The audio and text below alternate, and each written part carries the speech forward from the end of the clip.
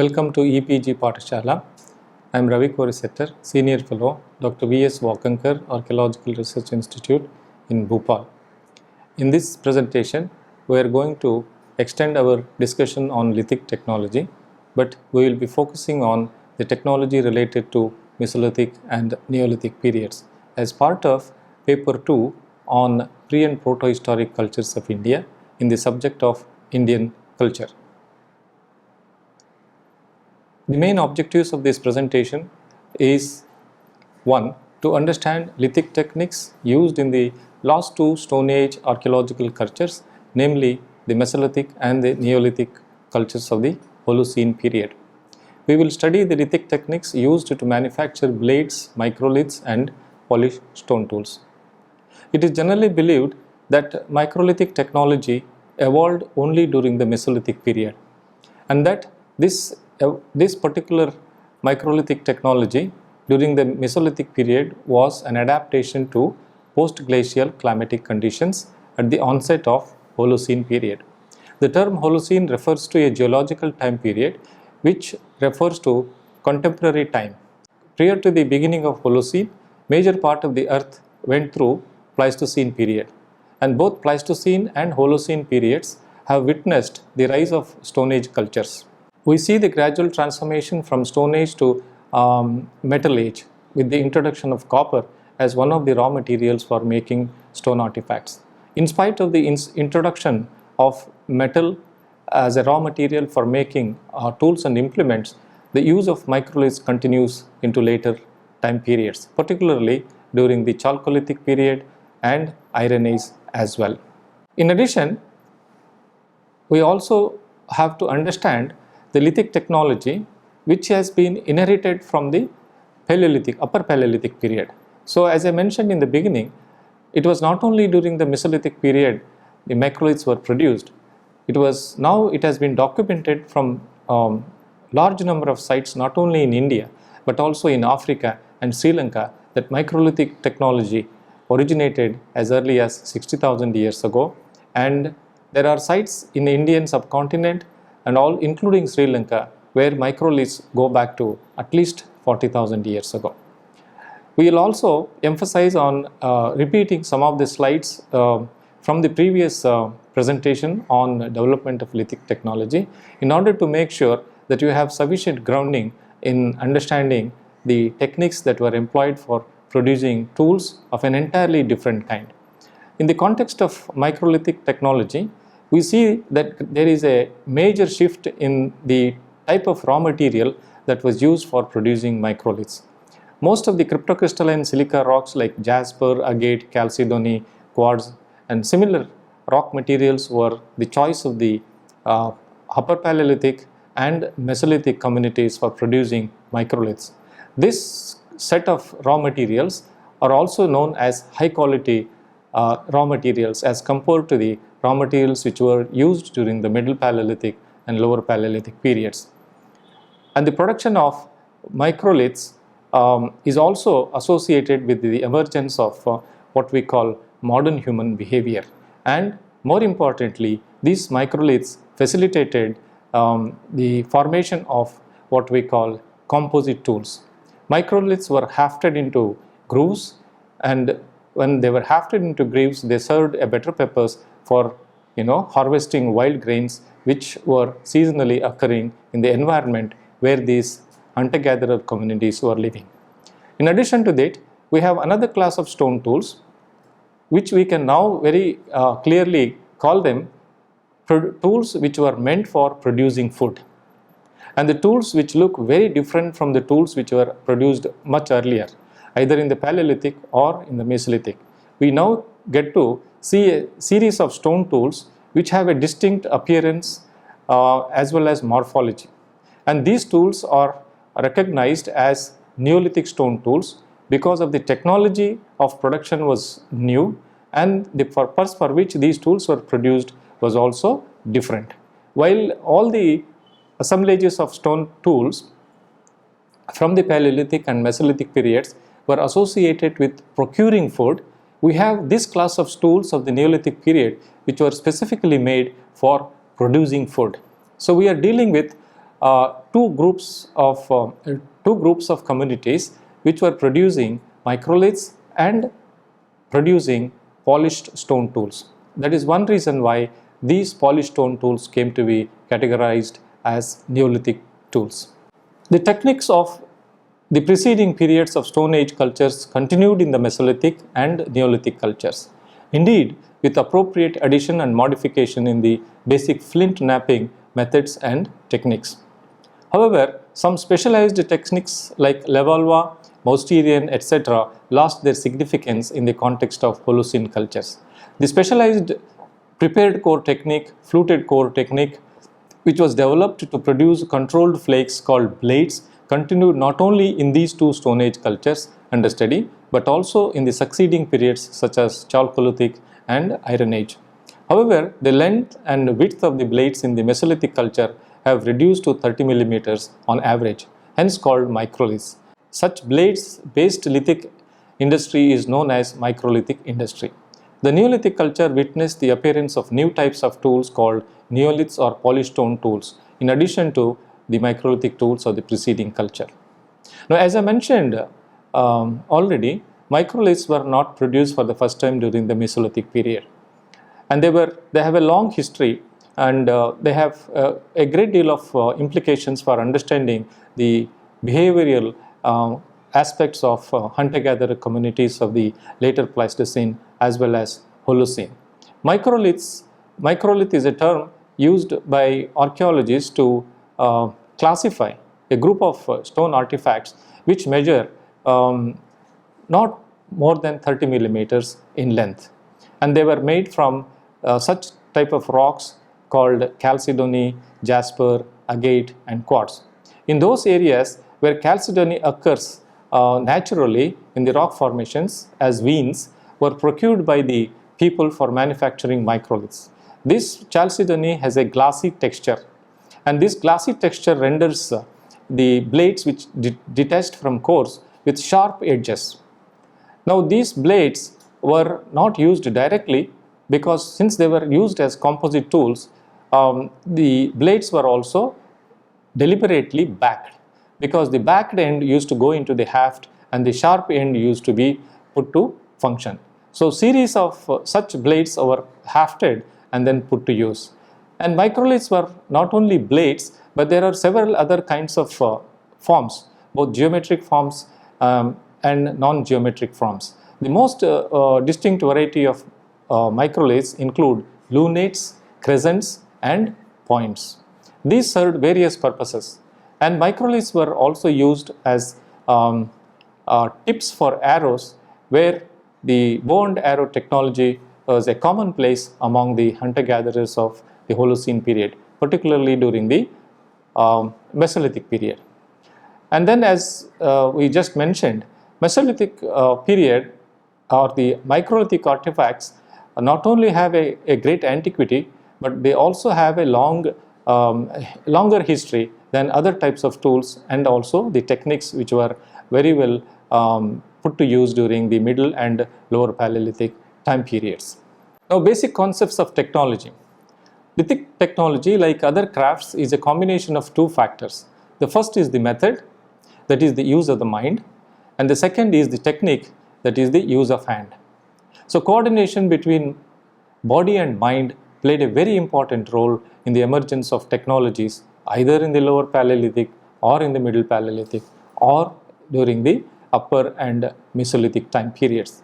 It is always the case that both, unless there is a proper coordination between mind and body, you could not have given rise to any invention. Experiments and ethnoarchaeological data have demonstrated that there are primarily two techniques, percussion and pressure techniques. We have seen the employment of percussion technique in the Paleolithic, direct percussion, indirect percussion and so on and so forth. But such techniques are no more in use in the context of production of microliths. So, punch technique also plays an important role in the production of blades, both microblades as well as macroblades.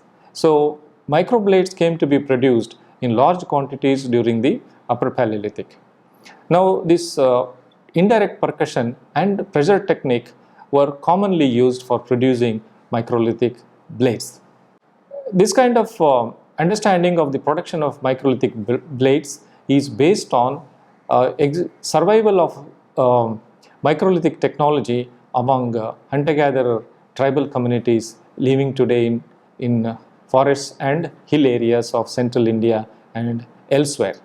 So ethnoarchaeology has come to help archaeologists for replication studies of microlithic tools, and that is one reason why a combined study of stone tool technology in the light of ethnographic parallels helps us reconstruct lithic technologies in a very convincing manner.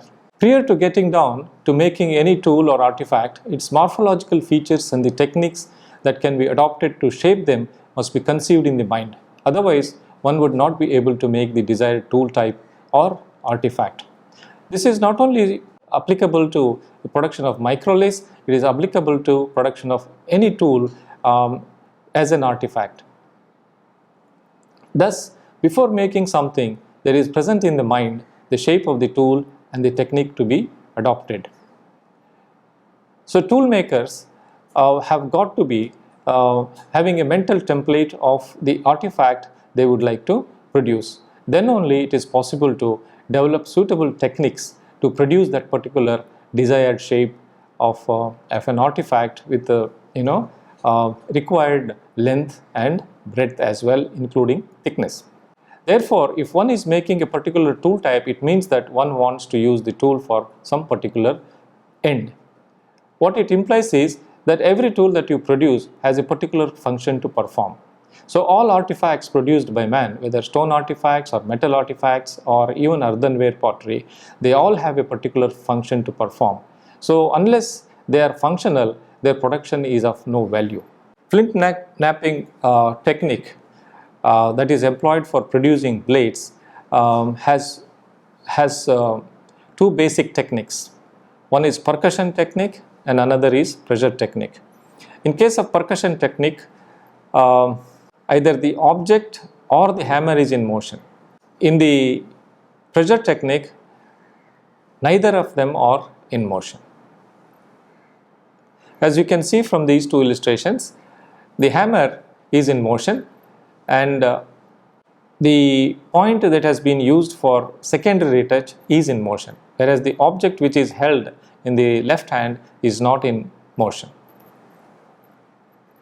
Percussion technique has direct percussion technique, wherein the object which is to be modified is placed on the ground on an anvil, and then in the right hand you have the hammer stone that facilitates percussion activity.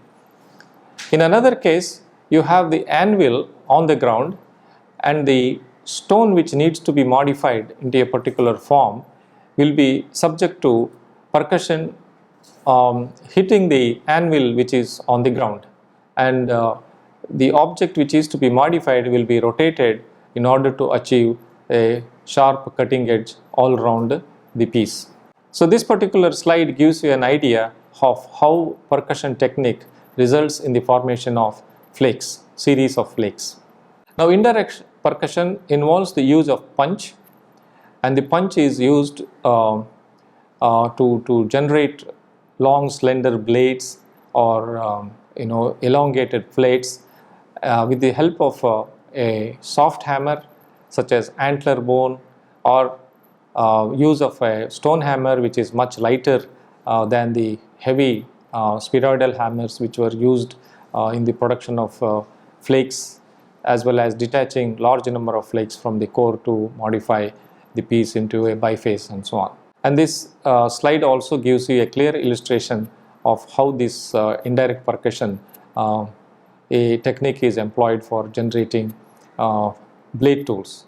So as a result of removal of series of parallel sided blades from all around the piece of core, what you generate is that faceted core is the leftover thing, and the blades that were detached become important items for further modification into variety of microlithic implements. In this slide, we have three illustrations which demonstrate how the pressure technique is employed.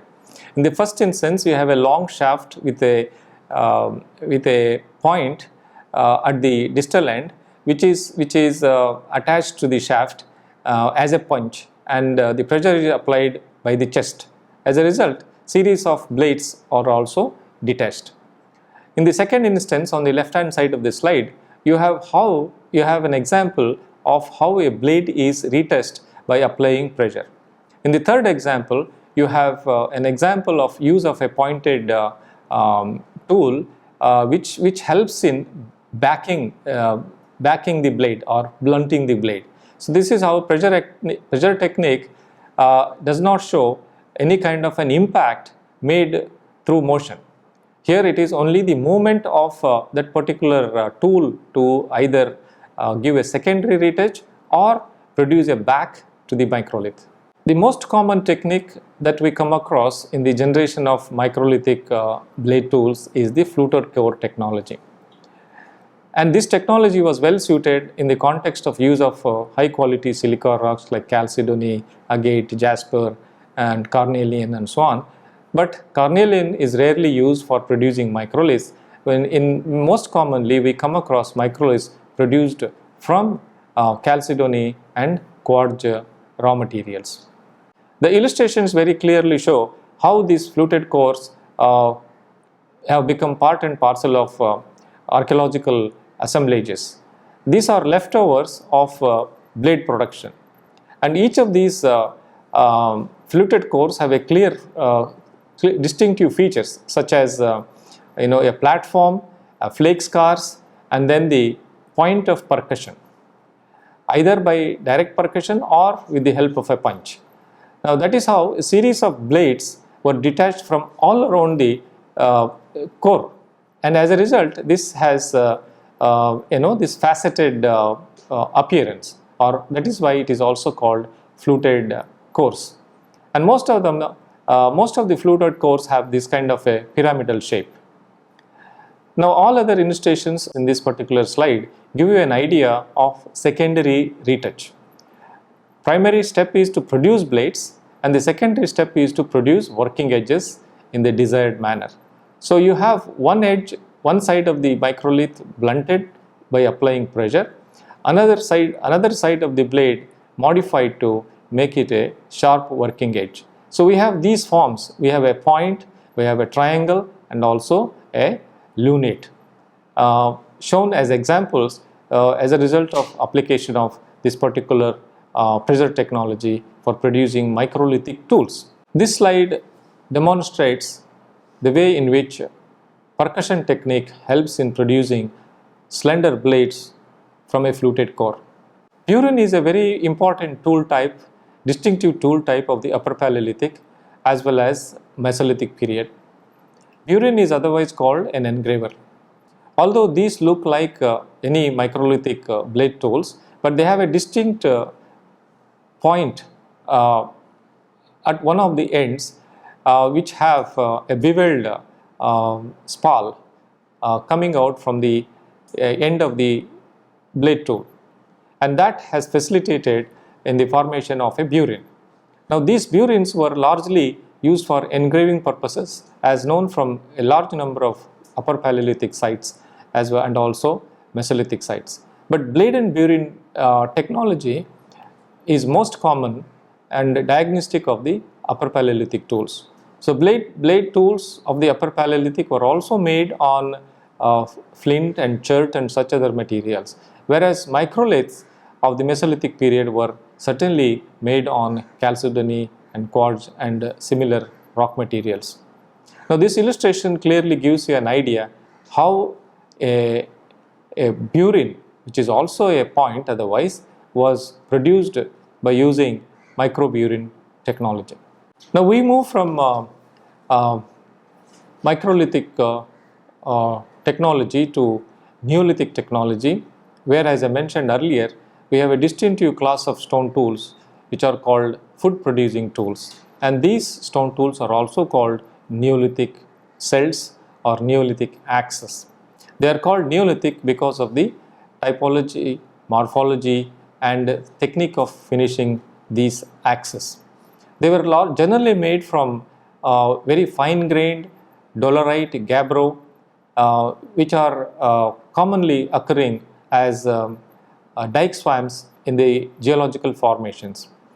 This particular variety of rock, either dolerite or gabbro, was of particular choice by the Neolithic stone axe manufacturers.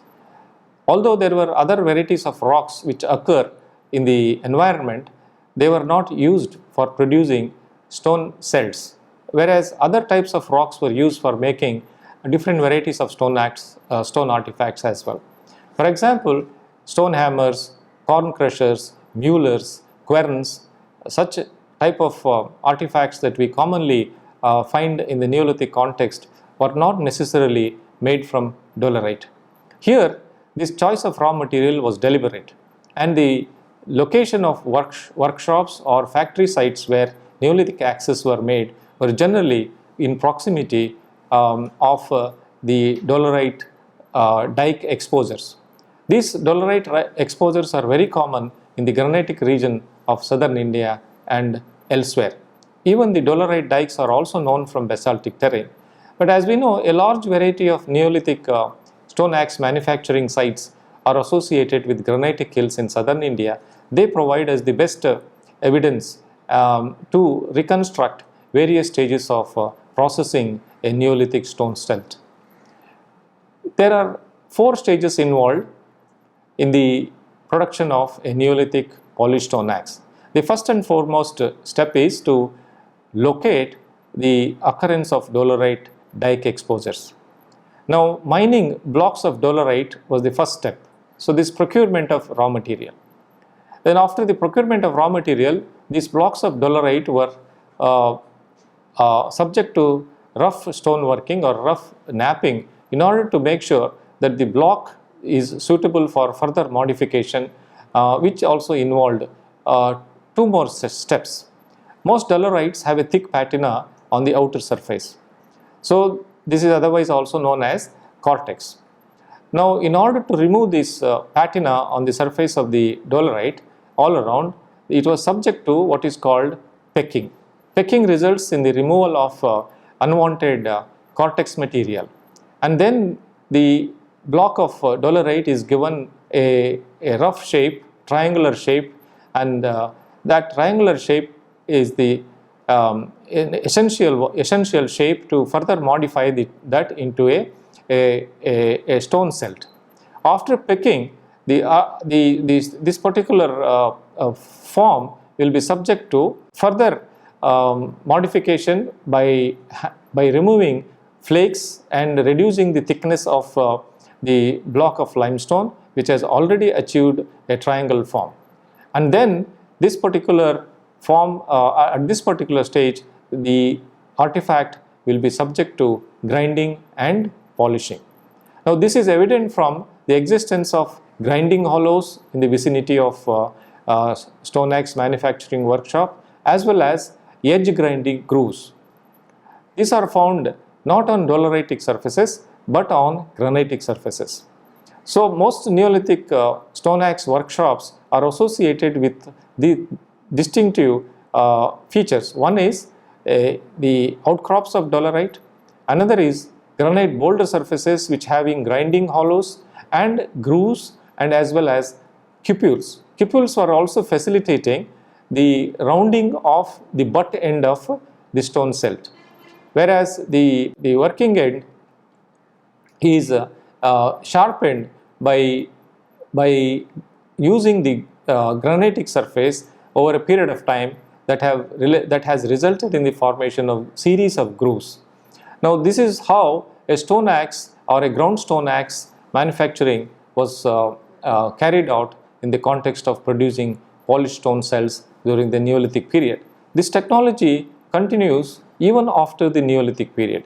In the early Iron Age also, with the coming of use of copper as well as other metals, and with the arrival of iron as well, we see that stone axe, polished stone axe manufacturing activity continues to be an important craft activity among the Neolithic and Iron Age communities. So this series of illustrations which will follow now will give you an idea how the pecking activity was carried out all around the surface of the block of dolerite, and how then it was subject to grinding and polishing and so on and so forth. This illustration gives you an idea of how pecking results in removing and reducing the ridges to make the surface even, so that when it is subject to polishing or grinding, it attains a very smooth surface. And the final product of stone axe manufacturing, Neolithic celt manufacturing, will give rise to this particular form of Neolithic celt. It has a working edge and a rounded butt end. So another illustration which gives you an idea of the sequence of stages in making neoliths. In conclusion, I would like to say, to understand the rationale behind his or action, one should understand the process of cultural constructs through contextual archaeological evidence in time and space. The development of human behavior is not unilateral, rather multi-structural, multilateral, and spiral in time and space. At a more pragmatic level, it implies that there is some complex structural thinking process which links the possible visual patterns. An increasingly complex mixture of interdisciplinary knowledge has been required to keep pace. Why prehistoric man reduced the size of blades to microlith size? Why they took so much pain to removing the ridges and making grounded or polished stone tools? You may get some idea and explanations in the publications made by Prakash Sinha. In summary, I would like to say that in this particular presentation, we have focused our attention only on two distinctive class of artifacts. One, microliths, another is polished stone axes. Although there are many other varieties of stone tools which are manufactured during the Holocene, the focus was to explain complex technologies that were involved in the production of microliths as well as polished stone axes. And we also have learned from this particular module that the class of tools that were produced as microliths and the class of tools that were produced as Neolithic stone cells were meant for distinctive functions to be performed by the stone axe manufacturer or microlith manufacturer. While microliths are largely associated with hunting gathering way of life, stone cells and related polished stone tools and related artifacts were definitely associated with an entirely new life phase that were adopted by our Holocene ancestors as for food production. So the Neolithic stone axe and associated stone tools are related to a human activity which were focusing on food production from the Neolithic time onwards. Thank you. And if you study this particular model along with e-text and also the previous model, your understanding of the development of lithic technology from the Paleolithic to the Neolithic will be more and more clearer. Thank you.